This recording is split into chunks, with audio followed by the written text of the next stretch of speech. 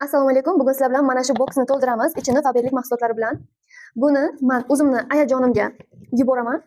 O'shaning uchun ko'p joy olmasligi uchun korobkalaridan shunday mahsulotni chiqarishim kerak korobkasidan. Chunki buni ichiga sig'dirishimiz kerak.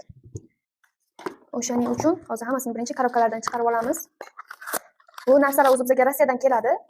Yo'lda shu zarar yetmasin deb hammasini korobkalariga solib yuborishadi. Atak biz ham yuboramiz chetga. Bu yerga borguncha yo'lda qanday boradi bilmayman. Rosa ham ko'p zakaz qildim. Endi tasavvur qilinglar. O'zlaring Faberlikda ishlaganinglardan keyin o'zlaringga narsa olish oson. U bu kimga narsa taklif qilish oson.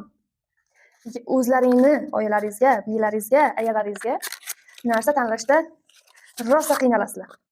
Bilsanglar ham nima tavsiya qilishni bilsanglar ham yana bir marta o'qib o'rganasizlar. Shunaqa qilib 2 kun hamma narsani o'qib bularni bizga onlayn instruksiyalari bor. Hammasini o'qib nima uchun ishlaydi bular? Bular bilasizlar nima uchun ishlaydi mana shuncha narsa?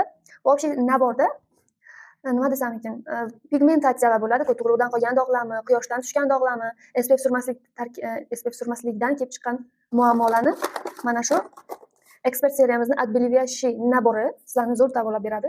Yuzinglarga chiqqanmi, butun organizminglarni qoplab olganmi? Shunga qarab biz ko'p yo kam. O'zi menda ham где-то shuncha narsa bor edi nalichida, lekin bular yetmasdi.